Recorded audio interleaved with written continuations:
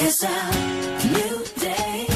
Oh, it's a new time. And there's a... 여러분, 세상에는 많은 종교들이 있는 것 같습니다. 그런데 이 종교들이 사람을 이롭게 하고 유익을 주는 그런 종교들이 되어야 되는데, 때로는 이 종교가 부패해서 사람을 괴롭히고 사람을 매여 있게 만들면서 억압하고 심지어 착취하는 그런 종교의 역기능들이 있는 것이 사실입니다. 그래서 종교에 한번 잘못 매이게 되면 그 인생 자체가 끌려다니다가 불행하게 되고 가정이 파탄나고 인생이 파멸로 점철되는 그런 일도 왕왕 있는 것 같습니다. 여러분, 고등 종교들도 그런 어려움들이 있는가 하면 이 사이비 종교, 이단 종파 이런 것들의 그 폐해는 이루 말할 수가 없는 것입니다. 여러분, 각가지 그 이단들, 영생교, 통일교, 구원파, 신천지 할 것 없이 이런 무속적인 영향을 받은 이단적인 그런 가르침, 비성경적인 이런 왜곡된 진리를 가지고 이 백성들을, 우매한 백성들을, 인간의 그 약점들을 이용해서 자기들의 배를 불리는 이런 일들이 얼마나 많은지 모릅니다. 우리가 깨어있지 않으면 참으로 우리의 인생이 영원히 피폐게 되는 그런 일이 있게 될지도 모르는 것입니다. 지위고하를 막론하고 이 가진 자와 배운 자를 막론하고 이 종교의 힘이라고 하는 것이 영적인 세력이기 때문에 참으로 우리에게 많은 그 아픔을, 그리고 갈등을 양산해내는 그런 종교들이 될 수가 있습니다. 여러분, 기독교도 일종의 한 종교라고 말할 수 있는데요, 어떤 면에서는. 그래서 이 기독교가 처음에는 세상에 빛이 되고 소금이 되었고, 또 세상에 복이 된 종교가 되었습니다. 사람들에게 위로와 기쁨이 되기도 했었습니다. 그러나 점점 그 빛을 잃고 맛을 상실하게 될 때에 그 생명력을 놓쳐버리게 되면 교회가 그 본질, 기독교의 그 본질을 자꾸만 잃어버리고 교회 그 자체의 기득권, 그리고 그 전통을 유지 존속하려는 데에 빠져들게 되면 그 유지를 위한 성도들의 소모적인 노력들과 인간적인 그런 수고들을 통해서 우리들의 영혼은 점점 더 괴로워지게 될 수도 있는 것 아니겠습니까? 그러면서 기독교조차도 잘못하면 사람들에게 무거운 멍에를 짊어지우게 되는 것입니다.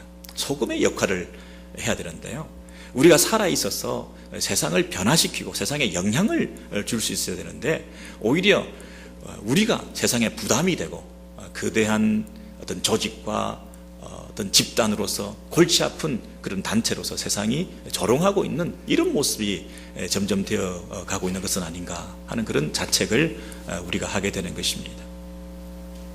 여러분, 소금 맛을 우리가 볼 때에 아주 그 손가락 끝에 조금만 찍어가지고 이렇게 맛을 보지 않습니까? 왜 그럽니까? 왜 조금만 찍죠? 맛이 아주 짜니까 그렇지 않습니까? 짜, 아짜 이러면서 그 맛, 그 소금 맛 때문에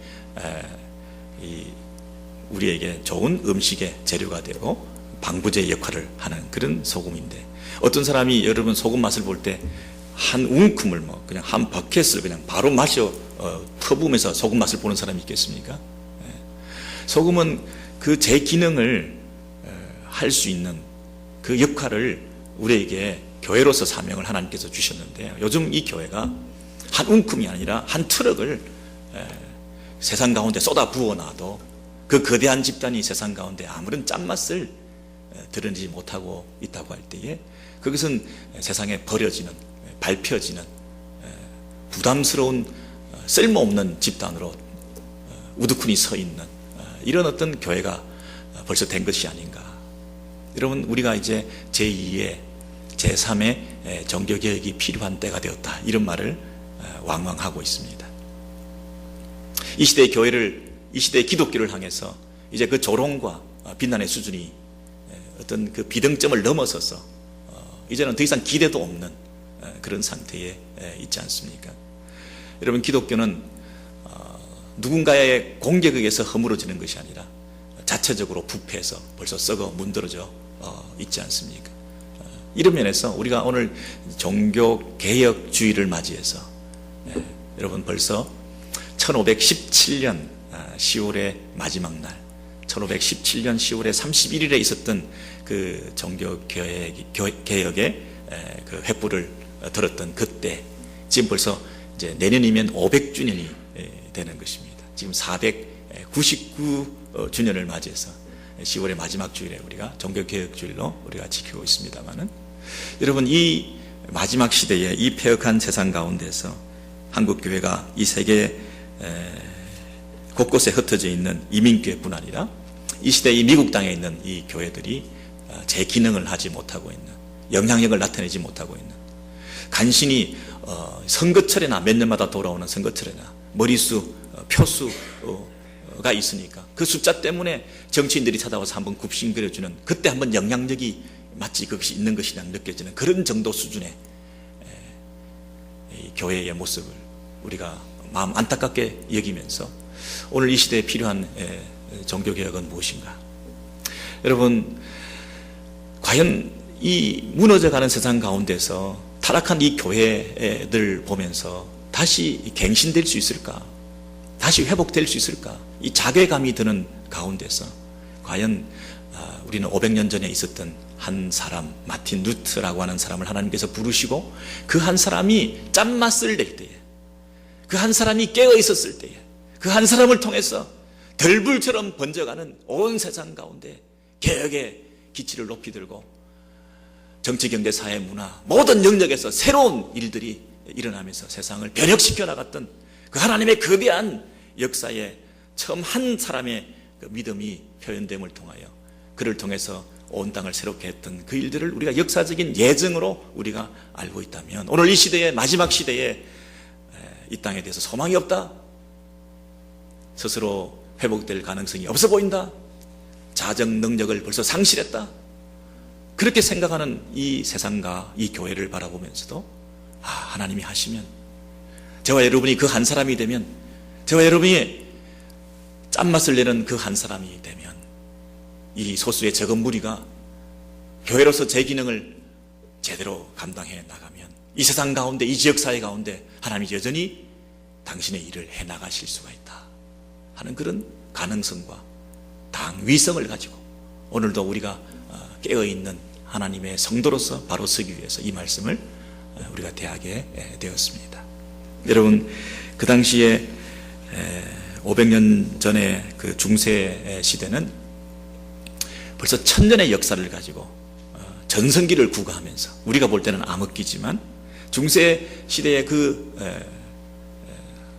성장과 부흥과 발전과 그 부요함이 극에 달해 있는 그런 상황 가운데 그 말기적 정세로 어떤 일이 벌어졌냐면, 성 베드로 성당을 건축하기 위해서, 증축이죠, 하기 위해서 필요한 부족분의 그 기금을, 건축 기금을 모으기 위해서 면제부를 발매하고 있었습니다. 여러분, 중세 시대의 그 부패 상황을 여러 가지 예를 들어 설명할 수 있겠습니다만은, 단적으로 딱 한 가지 예를 들면 면제부 판매입니다. 이 면제부라고 하는 것이 태젤이라고 하는 그 신부가 판매하는 그런 일들을 통해서 이 마틴 루터가 종교개혁의 기치를 높이 들 때의 한 단초가 되었는데요. 이 태젤이라고 하는 신부는 대단한 연설가요, 아주 호소력 있는 설교를 하면서 이 면제부를 판매하는 데 아주 실적을 많이 올리고 있었습니다. 뭐라고 연설을 했냐면, 여러분의 부모들이 지금 연옥에서 신음하고 있는, 부르짖고 절규하는 그 울음소리가 들리지 않습니까? 여러분이 지금 면제부를 사기 위해서 그들을 위하여 돈을 낼 때에 금화와 은화를 흥금함에 넣을 때에 땡그랑 하고 떨어지는 그 소리와 함께 당신의 부모들이 연옥에서 구원받을 것입니다. 얼마나 생생하고 사실적인 표현입니까? 여러분, 땡그랑 내가 그걸 던졌을 때 바로 부모들이 구원받는다. 할 때 여러분 이게 마음에 이게 막 그냥 동기부여가 되지 않습니까?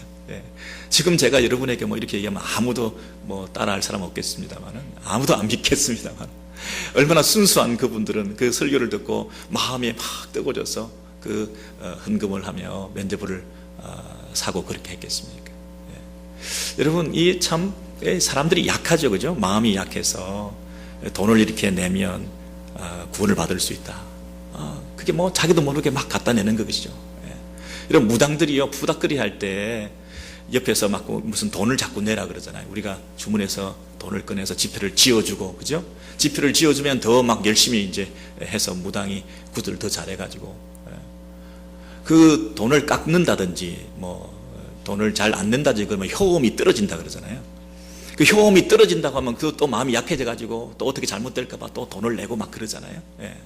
그러니까 인간이 얼마나 약합니까? 네가 헌금을 하면 네 부모가 구원받을 수 있다.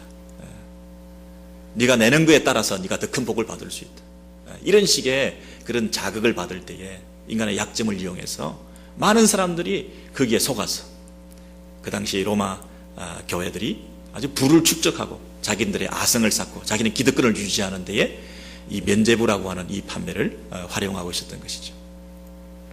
근데 여러분 요걸 더 깊이 들어가서 보면 그 태질이라고 하는 신부가 면죄부를 판매하게 된 계기가 뒤에 어떤 배우가 있느냐 하면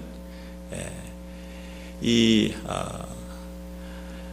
마인츠의 대주교가 있었는데요. 이 대주교가 알브레히트라고 하는 대주교가 23살에 성직 매매를 통해서 대주교가 됩니다. 로마 교황한테 금을 주고 대주교직을 따내가지고 자기가 그 어린 나이에 대주교가 되는 것이에요. 그 대주교직을 받으면 이제 뭐 출세한 것이고 또 물질의 어떤 것 부유함은 보장된 것이고 하니까 일단 그 금을 다른데 사채업자 푸가라고 하는 이런 집안에서 그 금을 빌려다가 돈을 주고 그 대주교직을 사놓은 것입니다. 근데 이제 그 돈을 갚아야 되지 않습니까? 근데 이 푸가라고 하는 사람이 로마 교황청하고 선이 다 있기 때문에 이 알브레이트 이 마인츠 지역에 면죄부 독점 판매꾼을 줘라. 그래서 이 알브레이트가 이 테젤이라고 하는 신부, 이 브로커를 고용해 가지고 이 친구가 계속 판매하고 벌어들인 돈이 결국 교황청을 통해서 푸가로 들어가게 되어 있는 이런 구조로 정치 권력과 이 종교가 물질에 얽혀서 결탁되어 있는 이런 아주 더럽고 추악한 이런 모습이 그 당시에 있었던 것이죠. 여러분 지금 세상을 보면 어떻습니까? 여러분 정치 순수하게 보이십니까? 정치 권력을 가진 사람들이 물질과 서로 연결되어서 우리가 하나도 믿을 사람이 없는 걸 보는데 그게 신앙인들에게까지 교회 안에서까지 그런 일이 있었다고 하는 것이 얼마나 그 당시에 폐역한 사회였는지 종교 개혁 시대에 얼마나 이 중세 시대가 타락했는지를 볼 수 있는 단적인 모습이죠. 여러분 그런데 이 면죄부라고 하는 것은 왜 판매를 하게 됐는지 신학적으로 교리적으로 그들이 어떤 근거가 있어야 될 거 아니겠습니까? 무조건 판매한다고 사면 되겠습니까? 어떤 그들의 교리를 가지고 있냐면 고해 성사를 통해서 인간이 개인적인 지은 죄를 용서, 사면을 받게 되는데 개인적으로 사제한테 가서 자신의 죄를 고백하게 되는 거죠. 먼저 고백하면 그 다음에 사죄, 사면을 받는 거죠. 근데 그 사면 받고 난 다음에 따라오는 것이 보속이라는 교리가 있어요. 이 보속이라는 것은 뭐냐면 신앙행위, 실천하는 신앙행위, 죄를 용서받고 사면받은 사람이 그에 걸맞는 신앙행위를 통해서 satisfaction, 만족, 보속, 그래서 이 기부를 한다든지 선행을 한다든지 일정 기간 기도를 한다든지 금식을 한다든지 순례를 한다든지 하는 이런 선한 행위를 통해서 만족시키는 거예요. 자기가 그 지은 죄에 대한 대가를 지불하는 것을 통하여 그 죄 용서를 만족시키는 행위를 통하여 그 죄 용서를 받는다는 것이에요. 그래서 고백하고 사면받고 그다음에 보속이라고 하는 걸 통해서 자기의 그 죄를 용서받는 그 절차를 거치는 것이죠. 근데 문제는 뭐냐면 내가 기도를 많이 하고 금식을 많이 하고 구제를 많이 하고 자비를 베풀고 이렇게 하는 것을 100% 만족시키지 못할 수가 있잖아요. 그리고 그것을 만족시키지 못하는 것이 자꾸 이 땅에 살아있는 동안에 쌓이게 되잖아요. 형벌이 쌓이게 되잖아요. 그래서 이 다 갚지 못한, 다 보속하지 못한 내 남아있는 형벌들이 이 땅에서 자꾸 쌓이게 되다 보니까 죽고 나면 그런 사람들이 연옥에 가서 여전히 그것을 갚아야 되는 입장에 있는 거죠. 그런데 어떤 사람들은 다 갚지 못하는 사람이 있는가 하면 어떤 사람들은 150%, 200%더 많이 자비하고 더 많이 금식하고 더 많이 선행을 베푸는 성자들이 교회 안에 있는 거예요. 그 성자들이 있기 때문에 이 성자들이 남겨놓은 잉여분의 그 공적들이 있어요. 그 성자들의 잉여분의 공적을 교회가 교황이 관리한다는 교리예요. 보고의 교리다. 교회의 보고의 교리다. 그래서 그 공적들을 쌓아놓은 창고에 있는 그 공적들을 이제 우리가 대신 면벌부를 발급받기 위해서 돈을 내면 그 쌓아놓은 그 공적을 나누어 주어서 다 갚지 못한 그 형벌로 인해서 연옥에 있는 그 사람들을 그 성자의 공로를 대치시켜가지고 그들을 구원해 낼 수 있다고 하는 이 교리 때문에 고해 성사를 통해서 면죄부를 발매하게 되었다는 것입니다. 여러분, 이 교리가 얼마나 이 교묘하게 잘 짜여졌습니까? 그럴듯하게 잘 이게 조직화되어 있는 교리지요. 그러나 성경적으로 볼 때는 전혀 비성경적인 그런 가르침 아니겠습니까? 연옥이라고 하는 것이 그럴듯하지만 천국과 지옥 사이에 연옥이 있으면 참 이게 잘 맞아떨어가죠. 그렇지만 성경적으로는 옳지 않은 교리 아니겠습니까? 그리고 인간의 선행과 구제와 기부와 기도와 금식이라는 선한 행위를 통해서 내 죄가 용서받고 만족될 수 있다고 하는 이 교리가 얼마나 잘못된 교리입니까? 근데 그 틈에 교황권이 기득권을 유지하고 부를 축적하기 위해서 백성들이 그 구원에 대한 두려움, 그 형벌에 대해서 갚아야 된다고 하는 이 불안함, 그래서 연옥에 있는 부모들의 그 구원을 위해서 네가 이 땅에서 그 공로를 잉여분의 여분의 성자들의 공적을 받기 위해서 네가 면죄부를 대신 사야 된다고 하는 이런 교리들이 얼마나 잘 짜여져서 백성들을 괴롭히고 있는지 몰랐다는 것입니다. 이렇게 여러분 돈, 권력, 이런 물질 이런 것들로 아주 그 부패한 그런 상황 속에서 이 천년의 역사를 로만 캐톨릭이 유지하면서 전성기를 구가하고 그렇게 살고 있는 그런 상황, 이게 폐역의 극치지 않습니까? 타락과 부패의 아주 단면을 우리가 면죄부 발매를 통해서 볼 수가 있지 않습니까? 물론 물질로 면죄를 받을 뿐 아니라 이 자신의 그 영역을 확대하기 위한 십자군 전쟁, 200년 동안 8차례나 걸쳐서 계속된 그 십자군 전쟁의 군인들을 징병하기 위한 모집으로 전쟁에 참여하면 면죄를 받을 수 있다 하는 그런 식으로 그들의 기득권과 체제를 유지하고 더 확장시켜 나가는 그들의 영역을 지탱하기 위해서 그렇게 백성들을 남용시키며 그렇게 고생하게 만들었던 이런 중세의 타락한 모습들이 그 당시에 있었다는 것이죠. 참 더 이상 어떻게 그 타락이 더 될 수 있을까 싶을 정도로 극에 달았던 타락이죠. 여러분, 유전 무죄가 말이나 되는 것입니까? 요즘 이 세상 가운데서도 정치나 권력이나 검찰이나 이런 데서 돈이 있으면 죄가 없다, 그렇게 되는 세상에 대해서 우리가 손가락질을 하면서 쩌쩌쩌 하고 혀를 차는데, 교회 안에서 유전 무죄라고 하는 것이 이게 어떻게 통용될 수 있는 논리가 되겠습니까? 이런 안타까운 이 자정 능력을 상실한, 더 이상 타락할 수 없는 이런 교회가 과연 소망이 있을까요? 마지막까지 하나님께서 이들을 통해서 일하실 이유가 있으실까요? 놀랍게도 하나님께서는 그 교회를 새롭게 하시기 위해서 1517년에 새로운 종교개혁의 깃발을 들게 했던 그 마틴 루터를 34, 5년 전에 1483년에 한 가정에서 태어나게 했다는 것입니다. 이게 섭리 아니겠습니까? 하나님께서 미리 예비하신 한 사람을 이 땅에 보내주셔서 그 사람을 준비시키셔서 하나님의 때에 하나님께서 당신의 일을 하기 위해서 준비하셨다. 여러분, 오늘 이 땅에도 아이들이 태어나고 있습니다만은 여러분, 의미 없는 출생이 있겠습니까? 하나이 하나이가 또 저와 여러분의 이 출생과 이 땅에서의 존재의 의미가 그저 무의미하게 이렇게 생물학적인 유지 차원에서 그저 이렇게 살아가고 있겠습니까?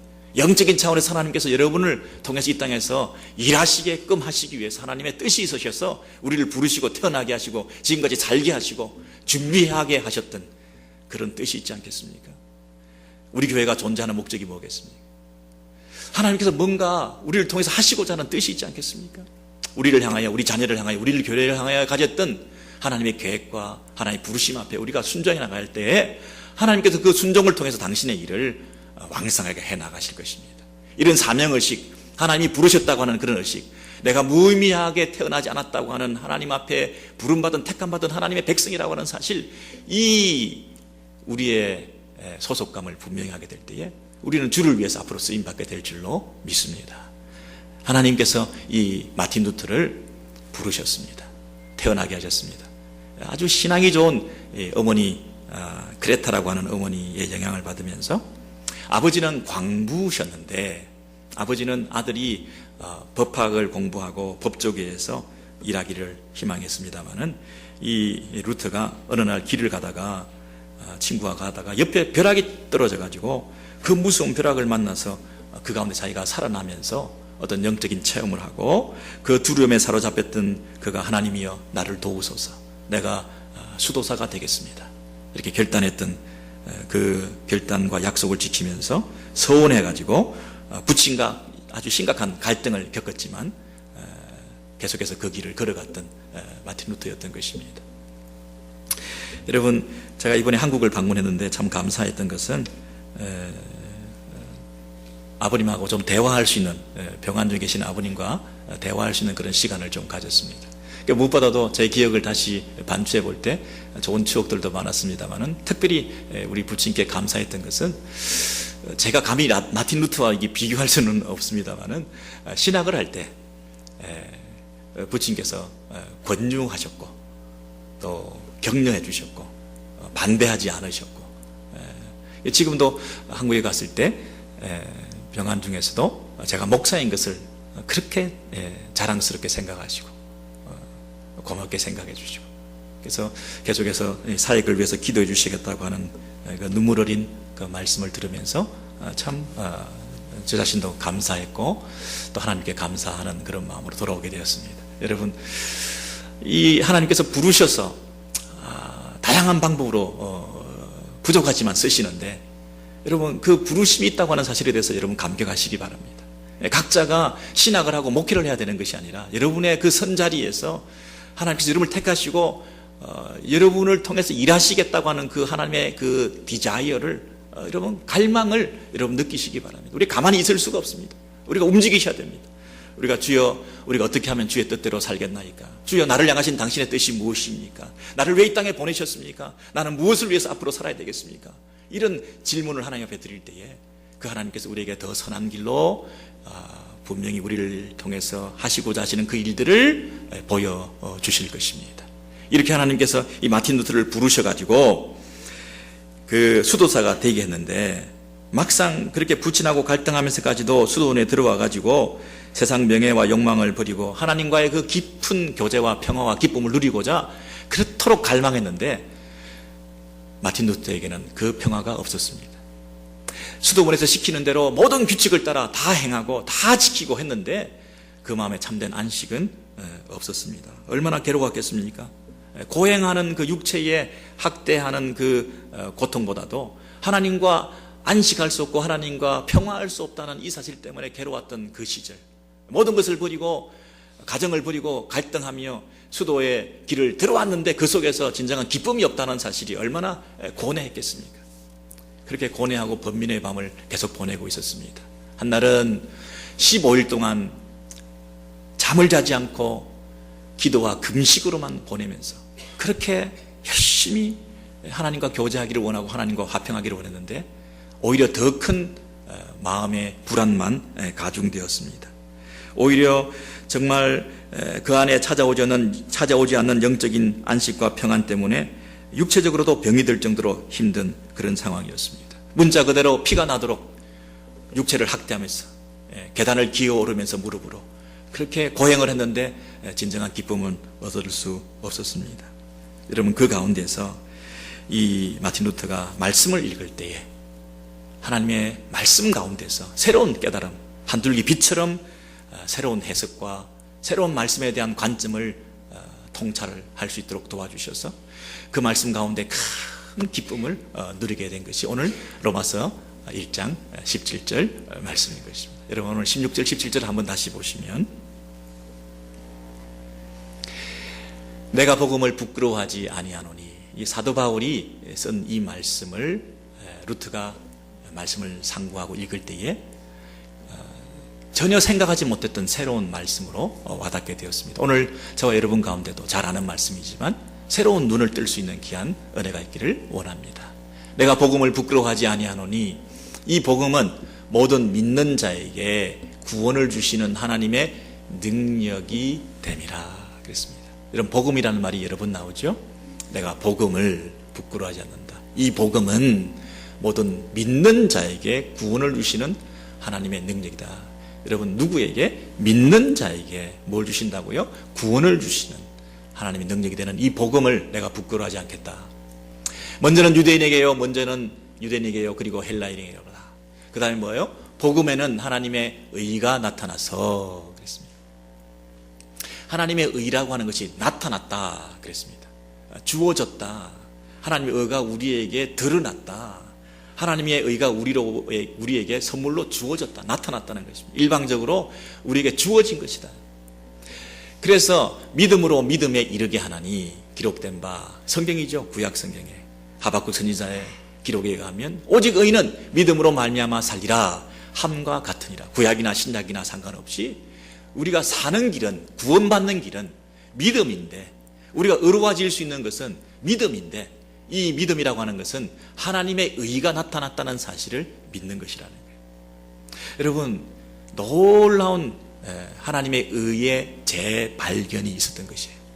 그동안 마틴 루터는 어떻게 생각했느냐면, 하나님의 의에 대해서, 하나님의 그 의는 늘 우리가 충족할 수가 없는 것이다. 하나님의 그 의 앞에 우리는 설 수 없는 존재다. 그러니 그 의를 충족하고 만족시키기 위해서 우리는 부단히 노력해야 된다. 이 땅에서 온갖 고행과 온갖 애씀과 수고를 통해서 우리는 그것을 제거하기 위해서, 우리가 의롭게 되기 위해서 애를 써야 된다 하는 그런 관점에서 이 하나님의 의에 대해서 늘 부담을 가지고 있었습니다. 늘 불안했습니다. 늘 죄책감에 시달렸습니다. 나는 그 하나님의 의 앞에 설 수 없는 존재인 것에 대해서 늘 마음이 괴로웠던 것입니다. 그런데 그 하나님께서 하늘 위에서 우리를 바라보시면서 우리에게 점수를 매기시며 늘 부족하다, 늘 못났다, 늘 우리를 향해서 손가락질하시고 점수를 매기시는 그런 심판하시는 하나님의 의로우심이 아니라 그 하나님께서 이 땅에 나타나신 바 되었다는 거예요. 그 하나님의 의가 우리에게 주어지게 되었다는 거예요. 하나님의 의가 우리에게 덧입혀지게 되었다는 거예요. 우리는 늘 부족해서 벌벌 떨고 두려워하는 그 하나님이 아니라 우리는 부족한데도 하나님께서 은혜로 우리에게 찾아오셨다는 거예요. 우리는 아무것도 아닌데, 우리는 죄인인데, 우리는 하나님 앞에 감히 다가갈 수 없는데 그분이 우리에게 찾아오셔서 우리에게 함께 하신다는 거예요.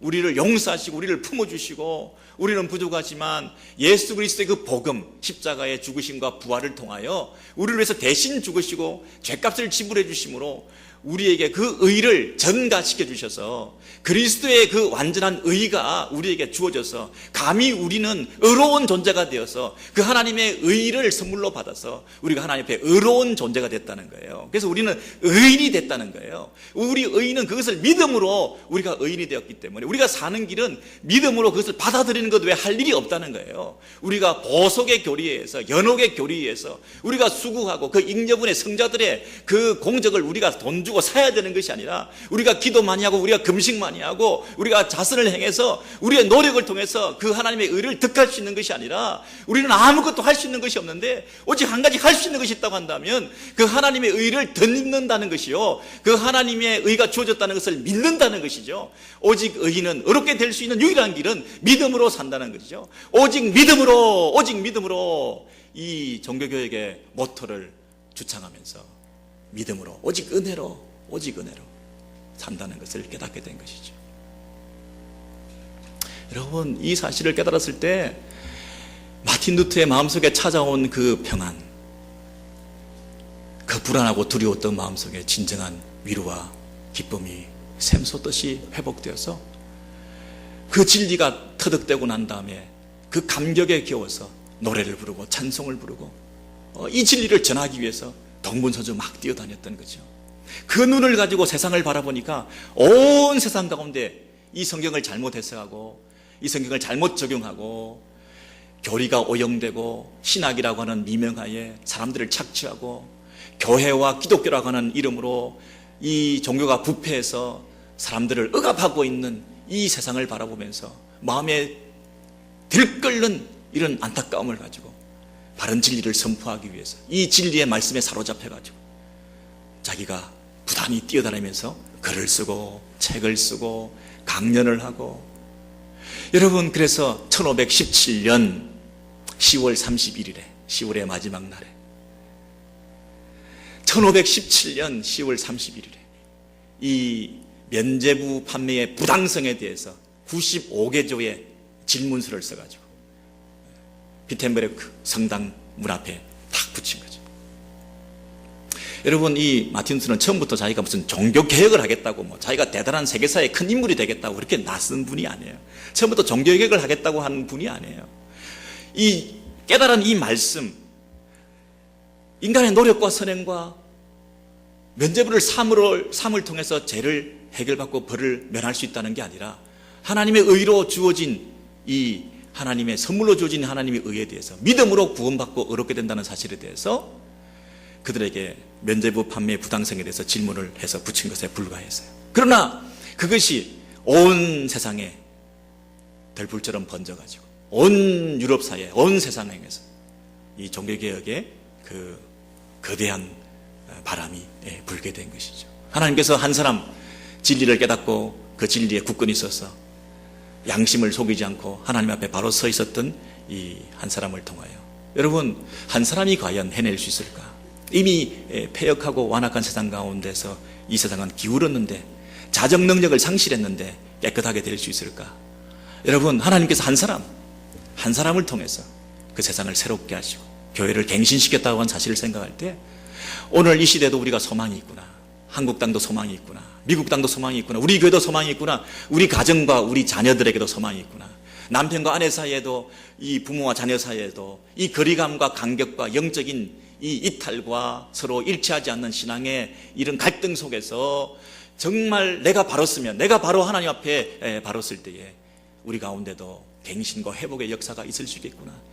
새로운 눈을, 영적인 눈을 우리 자녀들도 뜨고 하나님 앞에 돌아올 수 있는 길이 있을 수 있겠구나. 여러분, 이 소망 가지시기를 바랍니다.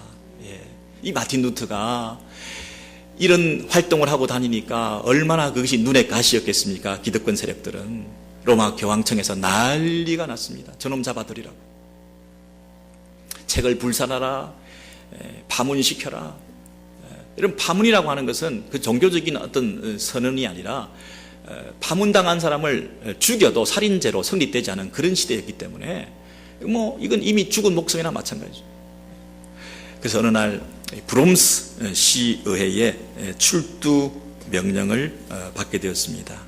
이 교황과 황제가 다 결탁되어 있기 때문에 이 칼 5세라고 하는 그 황제, 신성로마 제국의 황제를 움직여 가지고 교황의 요청으로 이 루터에게 출두 명령이 내려서 사람들은 다 이제 루터가 죽었구나, 이제 끝났구나, 이렇게 생각할 때가 있었습니다.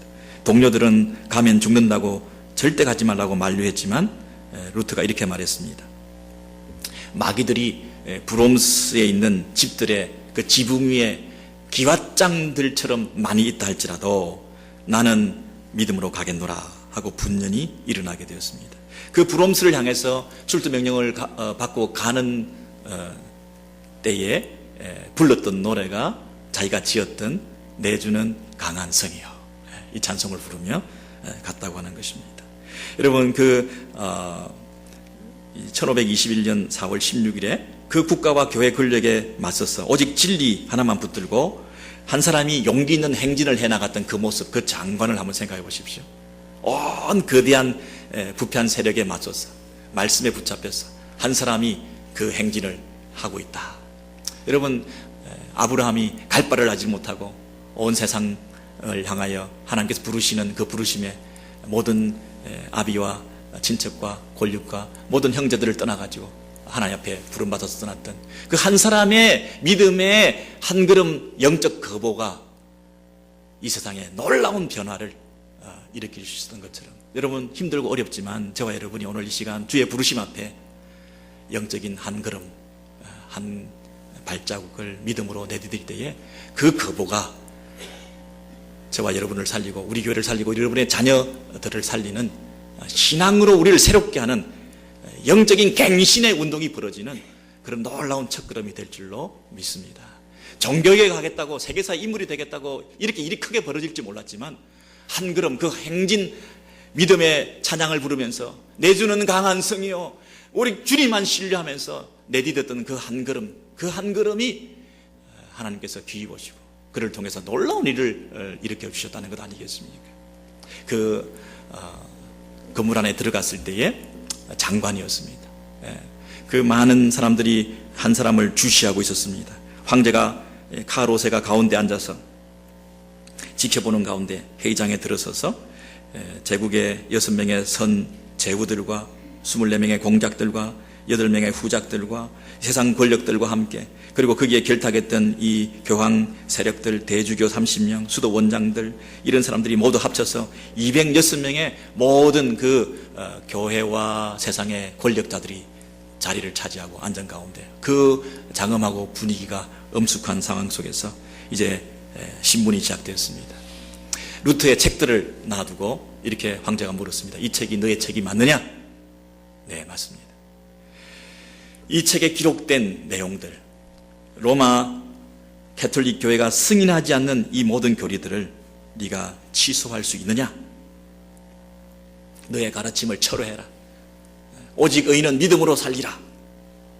인간의 행위나 인간의 노력이나 면죄부를 사는 것이나 십자군에 참전하는 것이나 이런 인간의 노력과 수고를 통해서 우리가 의를 득할 수 있다고 하는, 연옥에서 구원받을 수 있다고 하는 이런 교리를 가진 그 당시 기득권 세력들 앞에서 가감히 그것은 틀렸다, 나는 철회할 수 없다, 내 주장을, 이렇게 압력을 받았을 때 마틴 루터가 이렇게 말했습니다.